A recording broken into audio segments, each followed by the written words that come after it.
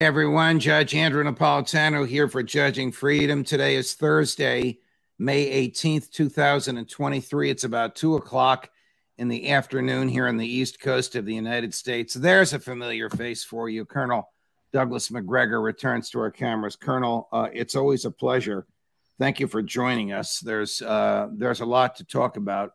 What is the general state of affairs militarily now since the last time we spoke about 2.5 weeks ago? Have the Russians moved westward? Have the Ukrainians moved eastward? If so, have either of these movements been significant, or has there been little change?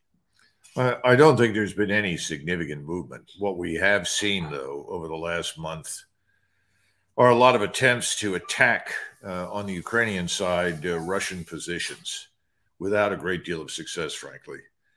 Over the last 3 or 4 days, the Ukrainians have staged some attempted counterattacks. They've lost thousands of men, large numbers of equipment. And what we see typically is the following. The Ukrainians mass some number of people, 2,000, 3,000, 4,000. They try to mass whatever artillery they have. They try to focus on a particular point in the Russian defense system. They move into this 20 to 25 kilometer security zone, which is in front of the Russian defenses. Once they move into that security zone, they're immediately targeted. If the decision is to allow them to advance, the Russian security forces in the security zone will fall back. They fall back a few kilometers. The Ukrainians advance. They are decimated by standoff attack. They are attacked on 3 sides. Eventually, they abandon their equipment and they're dead, and they fall back. As recently as within the last 24 hours, we've seen 1,600 Ukrainian troops killed in that manner. Ooh, is that a huge number? 1,600 in 24 hours? It seems enormous. Well, 1,600 dead is a big number under any and all circumstances, but I think in this sense, it's very important because if you look at the numbers available to the Ukrainian military right now, it's clear that they're bringing back the 30 to 35,000 Ukrainian soldiers who have been training in Germany, England, the Czech Republic, and other locations. They're bringing them back. Those are trained forces that the Ukrainians want to employ in a larger offensive. At the same time, they are putting them together with less well-trained but available manpower. So the largest force that I've seen at any one location approaches 50,000. They wanted 80,000. I don't think they can do it, but maybe 50,000. The hope is that they can focus narrowly on one particular point along the front, break through and make a difference to the world politically, to demonstrate that they're alive, that they have an army, and so forth. This has been going on from Zaporizhzhia on the western side all the way up to Donetsk. 3 or 4 points with, of course, our favorite location, Bakhmut, in the middle. And Bakhmut continues to be lucrative for the Russians. They're not taking any casualties, or at least if they are, they're very, very minor. A couple of colonels were killed that were forward with their brigades. But, you know, generally speaking, you're talking about Russian losses in the hundreds at the most at any given point in time. When I say losses, that's both killed and wounded, whereas the Ukrainians are leaving thousands of dead on the battlefield. Is Bakhmut still being treated by the Russians as sort of an iron claw, if you will, luring the Ukrainians in and decimating them once they're in there? Well, it seems that's been the case. Now I'm hearing from Prigozhin and others that they're going to eradicate the last Ukrainian holdouts, which are in reinforced concrete high-rise buildings. We're talking about maybe a 2 square miles maximum of area that still have some Ukrainians in them. And there's also evidence that the Ukrainians have been attacking the roads, the one road leading into Bakhmut, in the hopes ostensibly of extricating them and pulling them out. It's hard to tell. The point is that, you know, the front hasn't changed very much. The Russians are intact. They're fresh. They're ready to fight. The Ukrainians are not in very good shape, and they continue to lose people, in my judgment, unnecessarily. President Zelensky has said the Ukrainians Ukraine military can push Russia out of the areas of eastern Ukraine that it occupies? Is this even conceivable? No, not at all. But I think this narrative of we're on the verge of victory, just give us a little bit more and we can fight our way through and so forth is going to continue until it can't. There's no change in the fundamental truth that their position is pretty hopeless. If you look at the strikes that have gone in within the last few days, the massive numbers of missiles, including the hypersonic missiles, even some of the glide bombs that have been used by the Russian Air Force to decimate Ukrainian positions across from the Russian army, all of those have been, on a scale that we haven't seen to date. In other words, more destructive than ever. They're not only hitting energy grid items. In other words, if you go to Zaporizhzhia, they lost all of their electricity overnight, what they had left. You also have vast ammunition storage areas reaching from Lvov in the far west all the way to Kiev. This tells us several things. First of all, it tells us that the Russians know exactly where everything is. They knew where the missiles were being stored, where these shadow cruise missiles that the British have given them have been stored. They know where the Patriot missile battery is or was. There are no secrets anymore because of this improved intelligence surveillance complex, overhead. Is there any military or, as you perceive it, wearing your other hat, political significance to the death of an American veteran in Bakhmut? Well, you have to ask Americans that question. I think it's unfortunate that he lost his life. And frankly, I don't think Americans should be serving in uniform under other people's command. I never have. I've always opposed it. And I don't think there's any hope for it. But for one reason or another, we still have Americans over there dying who are effectively, in the eyes of the Geneva Convention, mercenaries. They're not seen as legitimate combatants by the Russians. I'm surprised that the Russians have treated them thus far as well as they have. Our friend, quote unquote, Jack Devine, has argued on this program that the Russian army is disillusioned and the Ukrainian army has high morale. Is there any basis for this from your sources? No, I see no evidence for any of it. If anything, Ukrainian morale is at an all-time low right now. The population, again, yesterday I was shown evidence that there are fewer than 20 million Ukrainians left in Ukraine. Ooh, that would be about half the population from a year and a half ago. Well, not half, but certainly substantially less. There were 34, at least in theory, 34.5 million people in Ukraine. Okay, I thought it was 40. Right. And so now we're down to less than 20.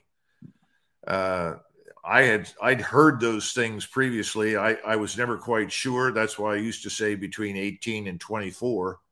But now I'm told that it's very definitely below 20 million. And again, everybody leaving makes it abundantly clear when they come out, at least the ones we interviewed that go west, and that means about 10 plus million, that they're not coming back.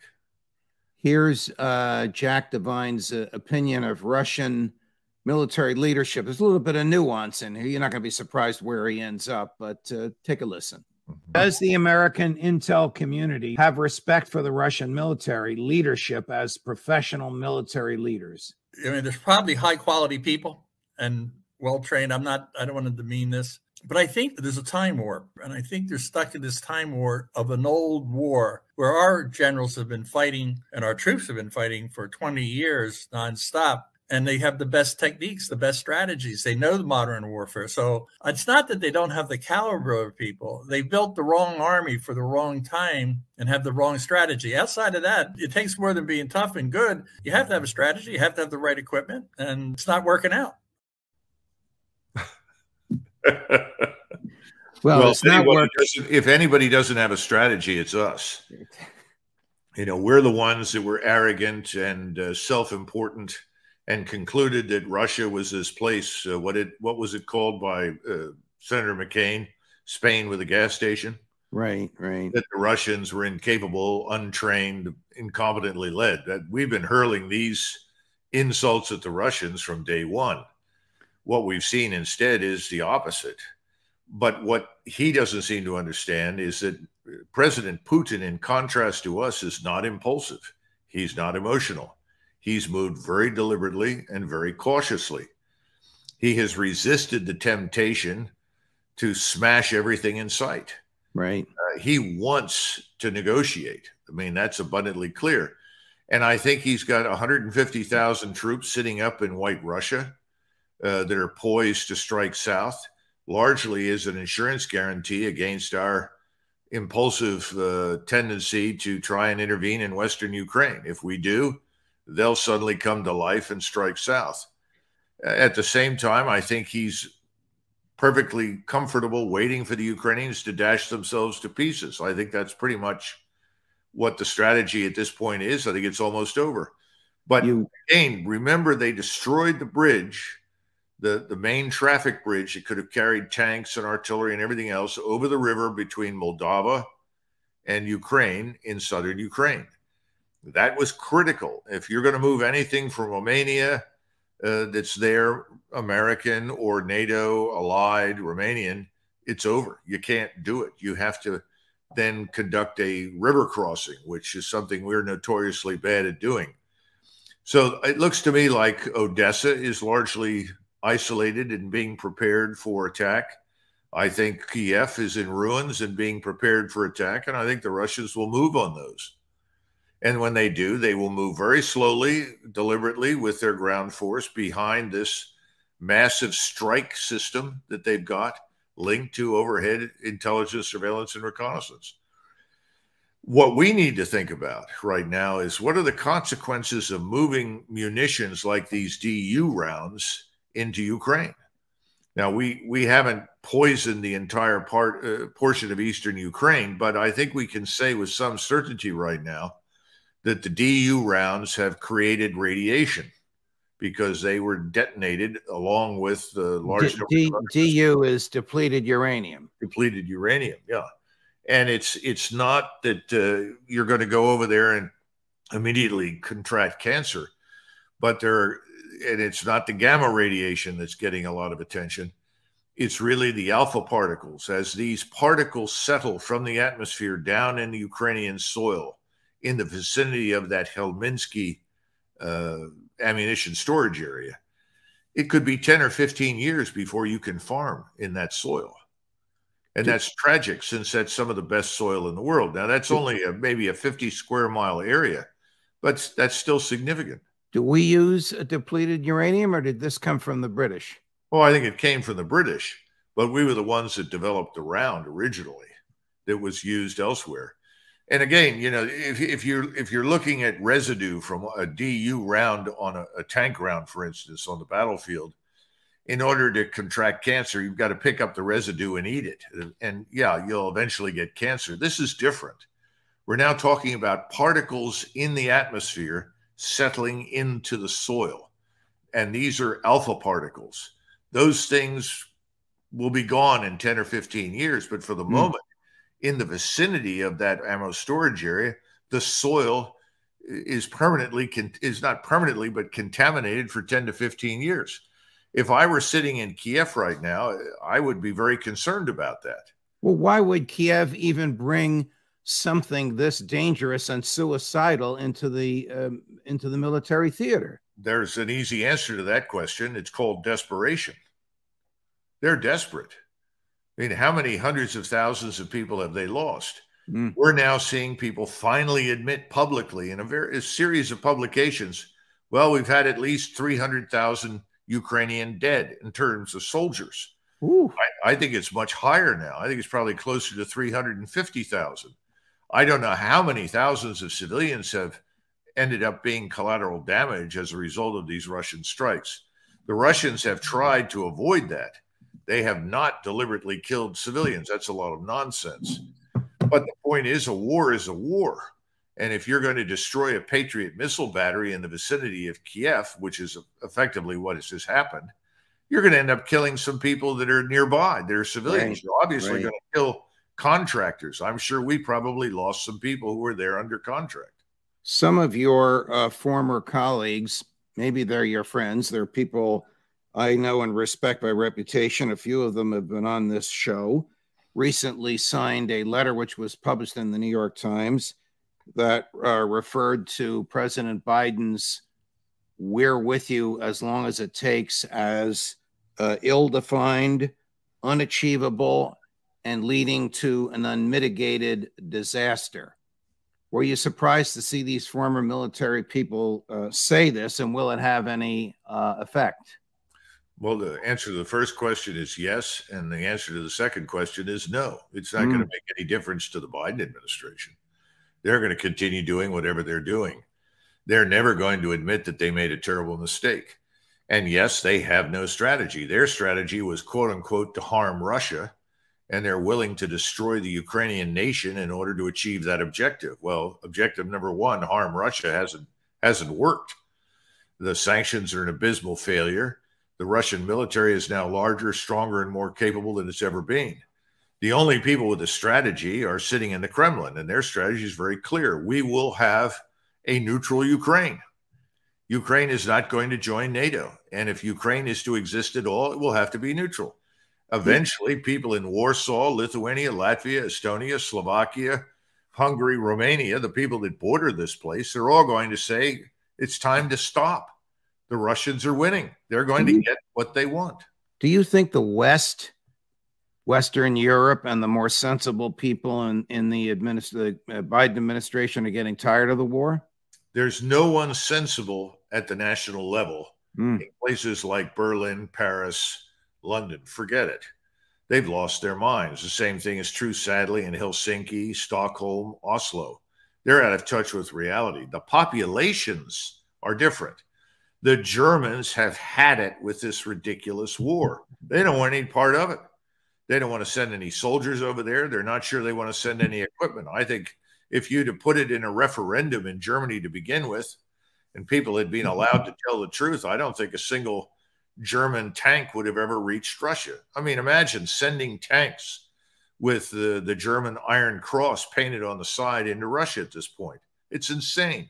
Right. The Germans know that. They don't want anything to do with that. The Poles were the outliers, and here's the good news. The Polish population is turning against this whole thing. They're overwhelmed with millions of Ukrainian refugees. They talk about being Ukrainianized. You know, this is not going down well. I think the populations, if they get their way, will stop it. The folks who published that letter that I just mentioned and about which you've just commented also published two maps, one an actual map and one a hypothetical. Here's the actual map of Europe showing all the U.S. and NATO military bases from Great Britain all the way down to Turkey and everywhere in between, all aimed at Moscow. Of course. Obviously, the Russians know this. You even see it in northern Africa. I mean, with the exception of France and Spain and Portugal, it's everywhere. It doesn't even show Poland, but we know that there's missiles there as well. Well, it shows Poland, and there are Aegis missiles. It's my old eyes. I'm sorry. It doesn't show Belarus. Okay, got it. But I mean, if you look at Ukraine right now and you understand that the eastern end of Ukraine was to be the site of new missiles and new forces from NATO, it becomes entirely understandable why the Russians said enough is enough. Right. And why Belarus and Russia are now united in resisting the NATOization, if you will, of Ukraine. I mean, it's obvious. It's all aimed at Russia. By the way, just from an historical vantage point, it might be interesting for your viewers to know that when Eisenhower looked at the same map that we're viewing right now, his argument was we need to limit our commitment of capability, in other words, ground forces and missiles and so forth, to Norway and North Africa. Because at that point in time, when Europe was divided, he said the Soviets will overrun everything because we can't possibly stop millions of Soviet troops. Well, that's changed now. They're gone. The Russian military is very different today from what it was in Eisenhower's time. And the Russians have no aspirations to attack anybody in the West. They want to do business with everybody in the West. Right. The big myth is that they want to. Here's the hypothetical map of what the same proximity and number of missiles would look like if surrounding the United States, in Canada, in Mexico, in Cuba. No, that's true. The only problem with the Canadian one is the missiles are in the wrong direction. They're not aimed at Detroit or Chicago or New York or DC. But you can get the point. How would we react? Would start World War III if the Russians had missiles or the Chinese had missiles like that? Well, of course, what we don't bother telling people is if you look in the Pacific and in the Atlantic off the coast of the United States, there are large numbers of submarines. The Russian submarines now can compensate for the absence of Russian missile forces or ground forces in either Canada or Mexico. We don't seem to understand how vulnerable we are. This is back to the problem of, what if we used a nuclear weapon, a tactical nuclear weapon? Well, you've got submarines sitting in the Atlantic right now and the Pacific that'll simply push a button and the missiles will fly. Everything has changed. Warfare has changed. The whole idea of garrisoning people's countries on the periphery of another country, it's anachronistic thinking. They're sitting ducks in the future.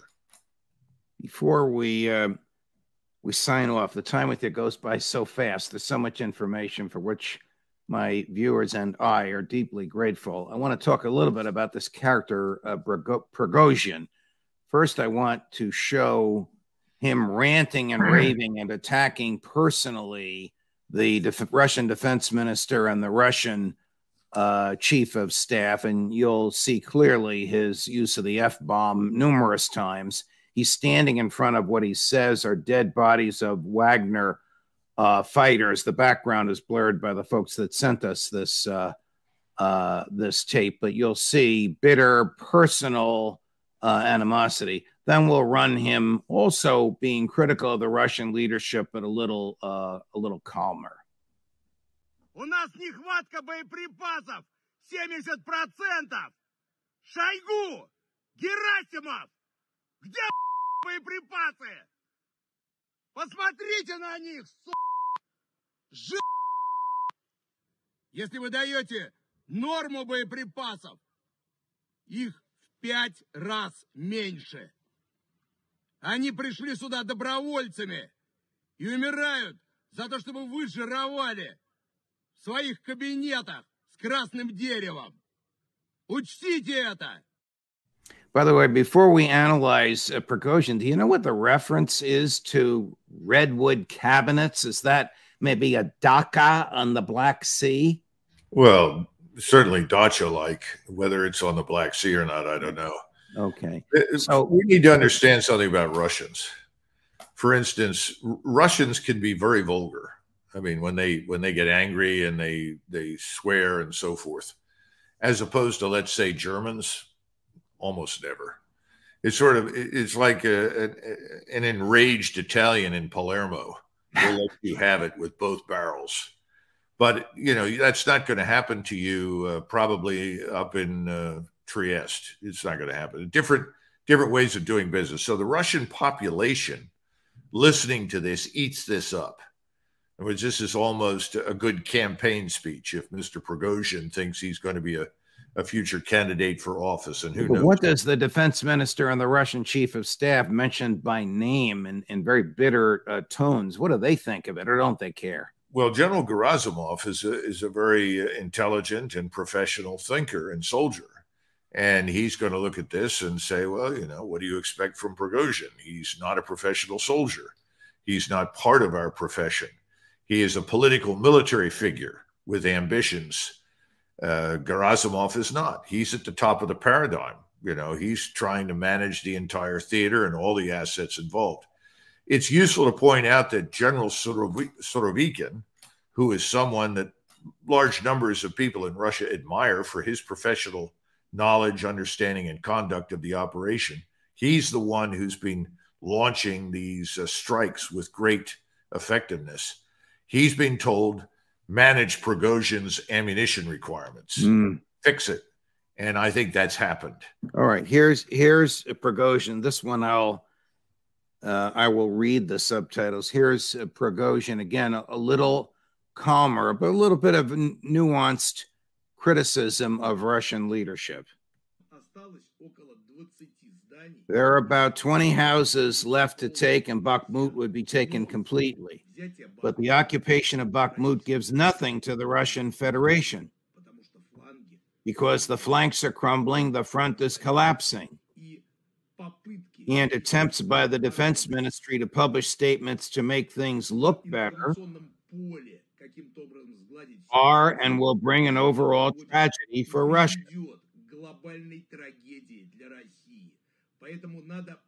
They need to stop lying right away. If you have fled, build new defense lines. Who's he talking to? He's talking to the Russian people. He's telling them, look, I'm your man on the ground.